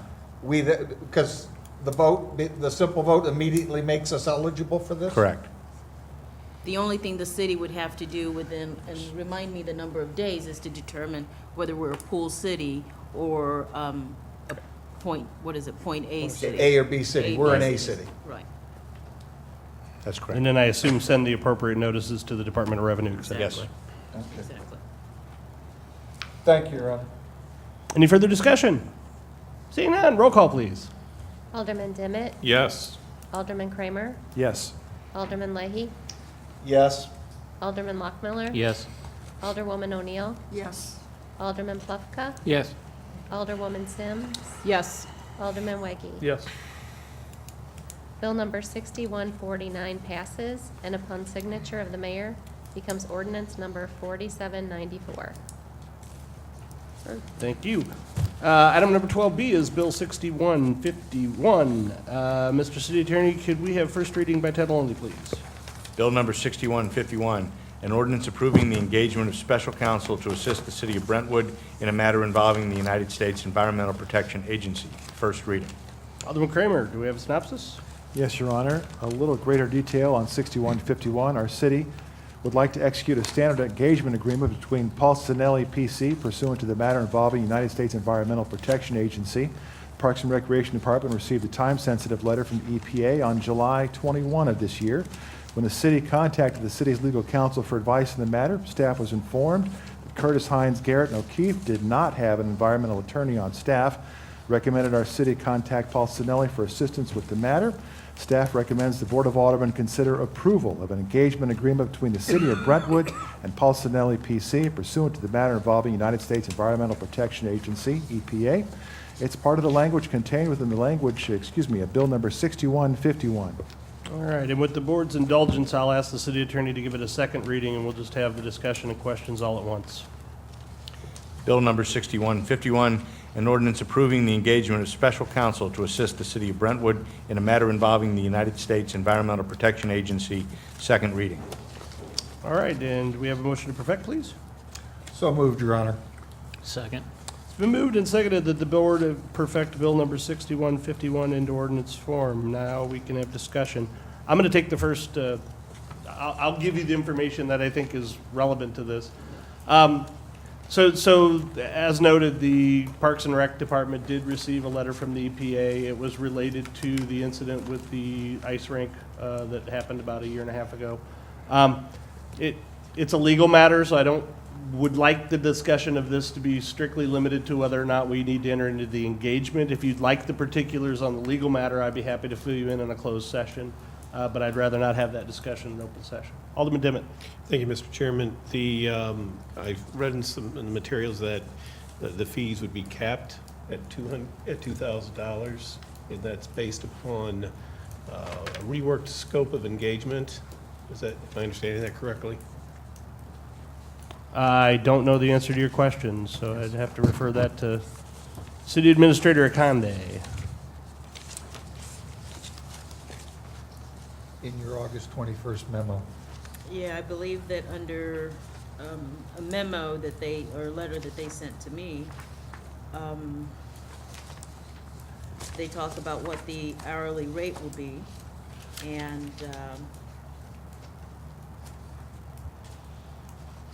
Yeah, I was just wondering how you came up. Yeah, they do say that if the rate changes, we will bring it back to the board for notification. So, Yeah, I was just wondering how they came up with the $2,000. Is it just based on, we think it's going to be X amount of hours, then we multiply it by their hourly rate? I would be speculating, I don't know. Okay. Do we have any assurances that it's not going to go above $2,000 in writing? You know how lawyers are, they'll bill you for anything. So if I refer to their letter dated August 1st, they say that in the event our rates should change, which occurs from time to time, the bills you receive from us after that time will reflect the rate adjustment. Based on this, I can say that if their fees, total fees changes, then we will have to bring it back to the board. Right, I mean, I understand, I I don't interpret have any that. document that Alderman Shows Dimmitt, me where what you are you said. getting the notion that it's capped? Is that part of a memo? Yeah, I don't. Okay. City So I Administrator's think that's, memo. Bola, are you looking at the memo he's looking at? Yes, No. I am. Okay. Maybe the question should be directed to Eric. Where did you get that? To the Board of Aldermen from Bola Akande. Oh, no, sorry, you're right. Eric's the right place. Come on, Eric. Sorry, Bola, I couldn't resist. I believe the reason for the cap was, at the time, it was what the city administrator had the authority to approve. That's true. So that's what they're capping it at the time, so, and I don't know if it was at that point until we got this agreement in place. Exactly. We needed to be able to move this forward at the time, and it was considered an emergency. Yeah, that's yeah, why we actually, did it. though I do know where this came from now. So here's, let me walk you through the Thank you. scenario. And again, I don't want to get into the details, so please, but the timing of this was, I believe, while I was on vacation, I got a phone call saying, hey, we got a letter from the Environmental Protection Agency that requires a more or less immediate response. I immediately said, refer it to the city attorney. The city attorney said, we can't help you with this. It's beyond the scope of our expertise. Bola and I discussed it. They recommended a firm. I happen to know one of the attorneys who we got referred to very well. I know that they're very good.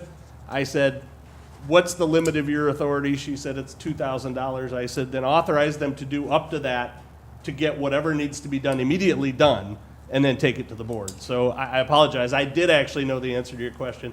That's where the 2,000 comes from. I don't It think. probably will be greater than that. Yeah, I would be very surprised knowing what I know out of this. I'd be surprised if we were looking at a bill Okay. that's less than 2,000. Okay, and that's all I wanted. I'm not objecting to it. No, I just no, want I to see what the basis I- was for 2,000. I I was kind understand. of shocked, quite Makes frankly. sense, right, To yeah. tell you the truth. Posanelli handling anything for less than 2,000 would be, At that hourly rate, yes, I was. Yeah, Okay, right. thank you, Mr. Chairman. yeah. The dilemma, Go ahead. we have, Your Honor, is we don't really have an alternative choice. We don't. And we do need to respond to the EPA and resolve this matter as quick This as we week. can. I So- can tell you that I know that Mr. Wetmore and Posanelli are very, very good and very qualified to handle this matter, and I guess I would encourage the board to, if you want to put it out to bid, you can, I guess, at this point, because we've forestalled the immediate action, but on the other hand, I think it's best to address it as quickly as possible. Well, the intent that I'm looking at this is if this firm can help us mitigate down the cost, that everything equals out, that we resolve it. Otherwise, by the time you've incurred enough legal fees, you might as well just pay the EPA Not and only say, that- thank you very, we're done. Not only that, they can keep Eric out of jail. Well, that's another issue. Well, at least for anything related to the ice rink. I'm joking, of course. No, it is, look, all kidding aside, it's a serious legal matter. Yeah, and your point is well taken. I think, Well, Bola and I did discuss this, and I offered what I have in the way of experience dealing with this type of thing with the Nuclear Regulatory Commission to work it through. And I shared that with the Yeah. attorneys. And if you look at the document that we provided, the amount that the EPA was planning on finding the city, and the amount that we're asking for is significantly less, Yep. with the assistance of the attorneys from Polsonella. is there any further discussion on the bill? Seeing none. Oh, Alderman Wiggy? No? All right. Seeing none, we'll have a roll call, please. Alderman Demmett, Yes. Alderman Kramer, Yes. Alderman Leahy, Yes. Alderman Lockmiller, Yes. Alderwoman O'Neill, Yes. Alderman Plufka, Yes. Alderwoman Sims, Yes. Alderman Weggie. Yes. Bill number 6151 passes, and upon signature of the mayor, becomes ordinance number 4795. Okay, item 12C is bill number 6154. Mr. City Attorney, can we have first reading by title only, please?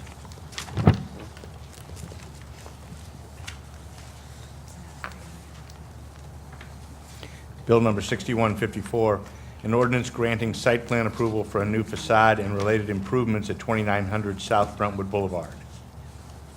First reading. All right, Alderman Kramer, do we have a synopsis? Surely, Your Honor. In greater detail, Bill number 6154, the site plan approval for its new facade and related improvements to professional office building for the property located at 2900 South Brentwood Boulevard. Our Planning and Zoning Commission reviewed a request for site plan approval, and that's for the new facade and related improvements there to Schaub Stroh Holdings LLC. Petitioners recently purchased the property 2900 South Brentwood Boulevard. They're in the process of moving their professional architecture firm here to Brentwood. Petitioners are currently remodeling the interior of the building and are seeking site plan approval for facade improvements to the exterior of the building. No additions are planned for the building. The property meets city site plan requirements. The approval is for the facade renovations and the restoration of the landscaping. The Planning and Zoning Commission recommends approval of the site plan development for the facade elevations by a vote of 10-0. Since the site plan approval is for facade-related improvements only, staff is requesting that Bill number 6154 be considered the first and second reading this evening, all contained within the language of Bill number 6154. All right, thank you, and same as last time, I'm going to go ahead and ask the city attorney to make the second reading, and then we'll have discussion and questions all at once. Mr. City Attorney, 6154, please. Bill number 6154, an ordinance granting site plan approval for a new facade and related improvements at 2900 South Brentwood Boulevard. Second reading. Your Honor, I'll make the motion to perfect Bill 6154 into ordinance form. Second. Moved and seconded that the board perfect bill number 6154 into ordinance form. Discussion is now appropriate. Any discussion on this bill? Alderman Weggie. Why is this coming to the Board of Aldermen? why isn't this It's just approved it's by a the site PUC? plan approval because of the amount, I think, related to the total value of the property. Usually it's, I think it's what, 30%, Lisa, 40%? Oh, and facade, right? Right, we don't really have a set percentage that we use, it's just if it falls in the category of like a major significant Because of the facade. renovation. Right, and Okay. since it was, we sent it to P and Z. I guess the good thing about that is if it goes to P and Z, then the notices do get sent out within 300 feet. And we did have one person come to the meeting, but they just had asked what the building height would be. The building height is not changing either, so it's just a really great enhancement for the building, Yeah. so. Okay, thanks for that Nice clarification. facelift. Alderman Dibbitt. Who's asking for the first and second reading tonight? Is that the applicant or is that P and Z? Well, I would say actually more it's staff, but Okay. of course I consulted with the property owner. The reason being is because, you know, they want to move their business to Brentwood. Still explain to them though what the procedure was to take it to P and Z to the Board of Aldermen. But it kind of fell in that situation where, again, there were like only glowing comments at the P and Z. It kind of fell in the summer schedule of the Board of Aldermen. And actually, the city's been really trying to work with them, and they are trying to work with the city, so we've been trying to still release permits and get the interior done. So we are just trying to let them, you know, finish their work and get moved into Brentwood, so. Any further discussion? Seeing none, roll call, please. Alderman Dimmitt? Yes. Alderman Kramer? Yes. Alderman Leahy? Yes. Alderman Lockmiller? Yes. Alderwoman O'Neill? Yes. Alderman Plufka? Yes. Alderwoman Sims? Yes. Alderman Weggie? Yes.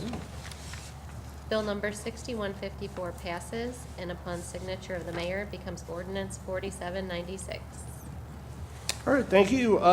Item number 13 on tonight's agenda, we don't have any resolutions. Item number 14 is accounts against the city. Alderman Dimmitt. Thank you, Mr. Chairman.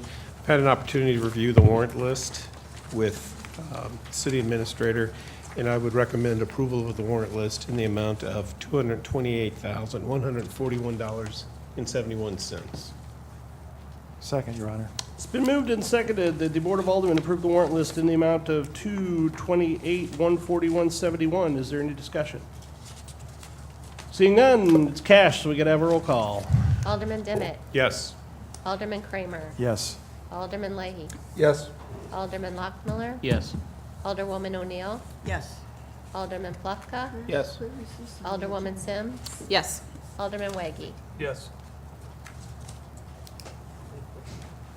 Right here, right here. Warrant list approved, Your Honor. Warrant list approved. All right, thank you. Warrant list approved. Bills are paid for another month. Item number 15 on the agenda is reports of committees and department heads. Under my report, I'm going to keep it real short. I just want to apologize for the confusion regarding the motion, the withdrawal of the motion, the new motion. That was my fault. Alderwoman O'Neill did ask for my advice prior to the meeting, and I just didn't advise her very well in terms of when to make that motion. So that's my fault. I want to apologize to the board. And really, I did not think any of tonight's comments were out of order at all. I just, my goal in all of this, as I hope you know by now, is that, you know, that we have the discussion once and once only, right? So that, and also at a time when it's relevant to what the action we're about to take. And so, you know, to the extent that I offended anyone or upset anyone by, you know, trying to keep things, my goal in all of this is to make sure that the board has all the information it needs. I will stay here and discuss it all night if it's a contentious discussion and all that, but I just want to make sure that we're not having them twice. You know, had we postponed action on the bill, then I think all of the discussion might have been appropriate, you know, 2 weeks since. And not right now. So I apologize to the board. That was largely my fault, and I will try to be a better mayor in the future. Public Safety Committee. Thank you, Mr. Mayor. We had a good meeting on August 17th. We had good participation of the public. We will finalize the costs with regard to the lighting plan, the dusk to dawn lighting plan. I thank the public for coming to that meeting. And then the committee will decide at that point whether to take further action in terms of promoting that to the full Board of Aldermen for consideration. Thank you. Thank you. Public Works.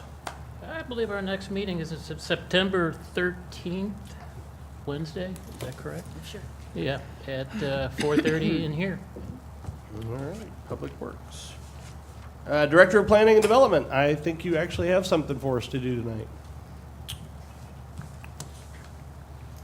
So this evening, when you walked in at your seats, there was a special use permit application for a storage container for the Refine Room, which is located at 2525 South Brentwood Boulevard.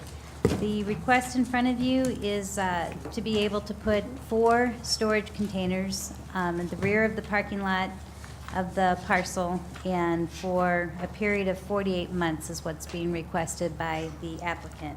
So I think some considerations to probably to review would just be, again, I would consider this at least kind of surplus land. It does have excess parking for the property right now, but 4 years is a long period of time. And I think it's also because it is a situation where the property is leased, so the person making the request is leasing the space. I would have some concerns that if parameters change, meaning in the next couple of years, that the tenancy of the building would change and maybe that parking is required, you wouldn't want to have any issues with the parking lot.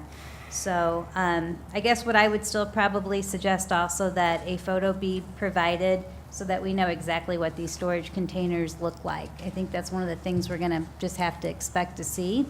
Even if they say it's a new container, what does that mean? So I think we want to see what materials they're made out of, what condition they're in.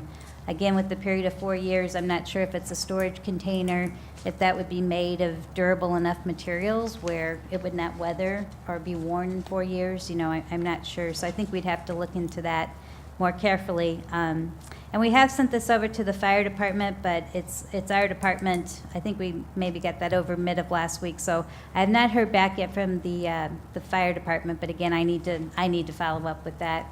But I would also say that if it would be considered by the Board of Aldermen, to probably also just put a provision that we do clear it with the fire department and make sure it's in a location that wouldn't cause any concern for any emergency access. So the co-owner, Sean Leip, is here if you have any questions for him, or I certainly can try to answer questions as well. Alderman Plufkin. Thank you. Turning to our newly enacted Chapter 400 in our Article 5, the first subparagraph talks about screening. I would think that where they're talking about the location, I realize it's far back from the street, but it's right adjacent to residential property to the other side, farther to the west. Plus, there's other issues about, when I want to build a structure, or put a structure of in 4 years, it seems something beyond temporary to me. But you want to put it right up next to the property. I can't do that with a structure in my residential property for out of consideration of my neighbors, and I would think that there'd have to be at least the same level of consideration to the neighbors to the back of this property. And I would also want to see something about some sort of screening. To your point about knowing what the bins are made of, or what these storage containers are made of, that's a really good point. I would think beyond that too, I would like to see something this semi-temporary, semi-permanent be screened in some way, both from the street to the east, but also to the west as well. So let me ask you this question before we go too much further. Under the bill that we passed this evening, if I sign it and it becomes the ordinance, this application would have to come to the Board of Aldermen? Absolutely. Yes. Okay. So I would suggest for the board's consideration that somebody make a motion to Place it on hold. terminate discussion of this matter and let me sign the ordinance, and then we can bring it back in front of the board through the new process. So moved. Second. Is there any discussion on the motion? Okay, we will terminate discussion of this. We'll bring it back at the next Board of Aldermen meeting. Okay, thank you.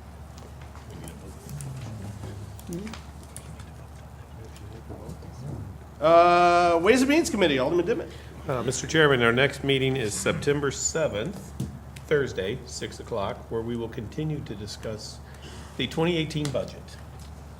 Everyone's favorite topic. Yes. All right, Mr. City Attorney? Nothing to report, Your Honor. thank you.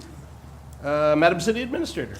I would like to request that Eric Grunenfelder come to the podium. He has an announcement. All right, an announcement. Well, information, general information. Show and tell, really. Okay. So just now that we're done with the lovely solar eclipse event, and hopefully you guys all got to come, we have now turned our full attention onto Brentwood Days. And one of the things we're going to do this year is we're just highlighting our giveaway at the tent, which is what I've been told are fidget spinners. I promised myself I would never give away fidget spinners, but I've acquiesced. And these are high-tech, glow-in-the-dark fidget spinners. Holy cow. Yeah. Well adversed with the logo on it. And one of the recommendations was try to get the booths more involved. So we're going to make the kids go on a scavenger hunt and go booth to booth and get some punches or stamps so that they basically go. So that's what they'll do to get these lovely glow-in-the-dark fidget spinners, which, ironically, I can't stop playing with. So getting them at the booth this year at Brentwood Days. All right. Eric, do you want to announce about the dunk tank for Brentwood Days? Dunk tank. Well, if you go on the Brentwood Parks and Recreation Facebook page, you'll notice there's a picture of the mayor being dunked on the dunk tank. So you can go to the Facebook page too and notice that. So We'd like to encourage the Board of Aldermen, if they have interest for Brentwood Days. This could be a fundraiser for the Brentwood Century Foundation if you all have interest. So, Alderman wishing to be dunked for the benefit of the Brentwood Century Foundation. I move David Dimmitt be chosen for that. Second the motion. I suggested that we'd have bidding open for not only who would be dunked, but how many throws you get. I think that's the best way to raise the most money. And I certainly appreciated the fact that there were strong aluminum bars between me and the people throwing stuff. So, yeah. Okay, thank you. Madam Excise Commissioner. Thank you, Mr. Mayor. I've had the opportunity to review the application of St. Mary Magdalene Church for a temporary liquor license for their food truck night on September 8th, and I recommend its approval. Second. It's been moved and seconded that the board approve the special use permit for St. Mary Magdalene's food truck night. Is there any discussion? Please come. All in favor, say aye. Aye. Are there any opposed? All right, very good. Magdalene has their special use permit. Madam Library Liaison. Yes, an informational item. Vicki Woods, the library director, is taking a sort of a leave of absence for 6 months. Jenna Gibbon, who is certainly qualified in every respect with the paper credentials and experience, it will be acting director, and at the end of 6 months, this will be looked at and decide what goes on then. But it's in good shape right now, in excellent hands. All right, thank you. I don't have anything from the Municipal League. All right, do we have any announcements? Alderman Wagey. Just two quick things. First of all, I hear the mosquito trucks going by at 3 o'clock in the morning, so I appreciate that, and I haven't heard any concerns from residents. I know we're almost done with that for the year, so thanks Nancy, your team for doing that. So, and then also just the police. I continue to hear every week, once or twice, I hear residents saying, "I'm seeing the cops all over the place. It's fantastic." So, and that wasn't just when we started doing that, but it just continued all the way. So, thanks for everything that's going on with that. Yeah, I'll go ahead and echo both of those guys. I had a number of residents who have told me about the police patrols and how much they appreciate the increased police presence that they've seen over the summer.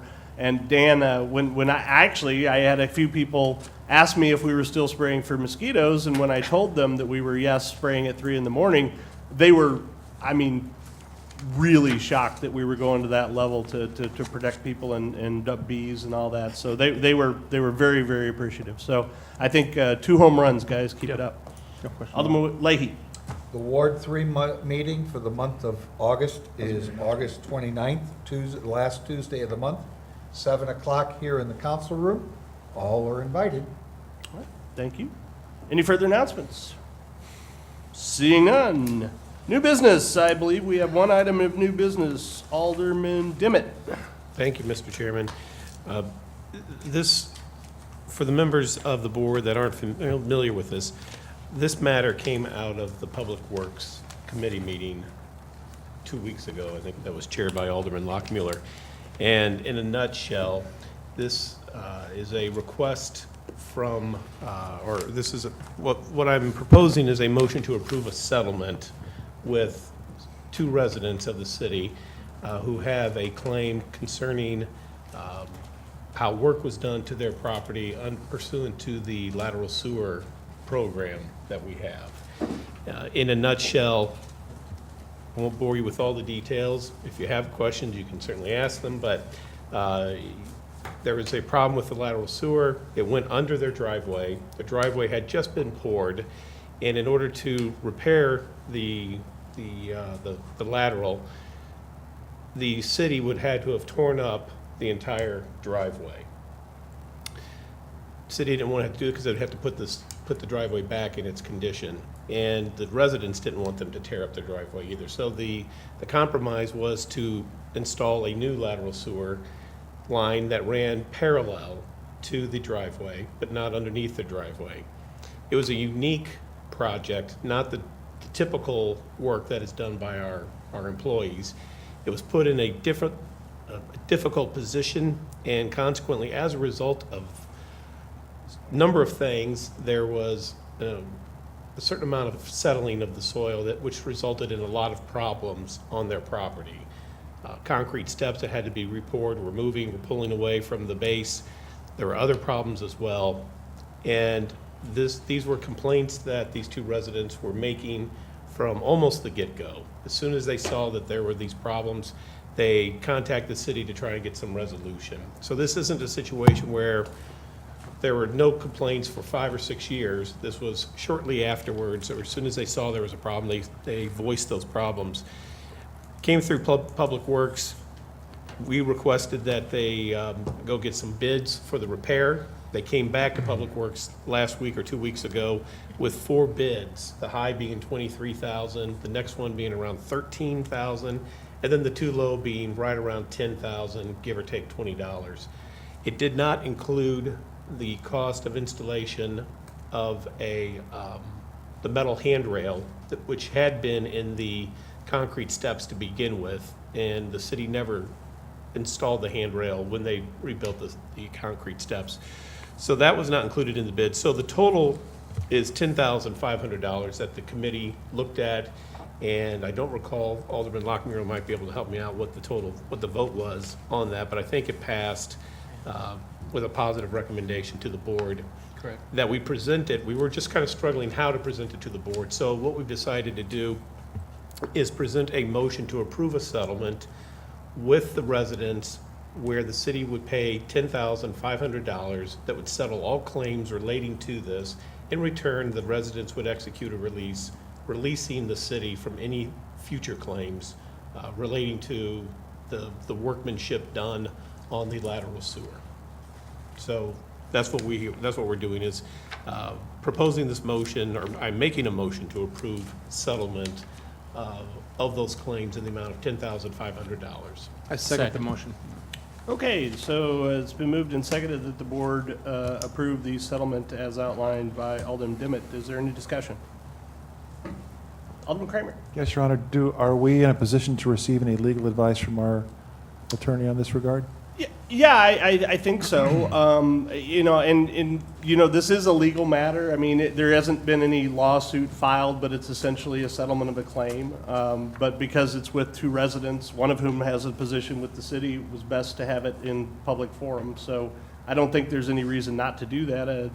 I guess if you want to ask a particular question, our city attorney can give you legal advice or not as he sees fit. Not taking a position, just asking, is there anything about, any comment that you have or any analysis that we should be aware of from your point of view? For example, does the work need to, do we worry about the work being done or not, or do we just settle the claim with the payment?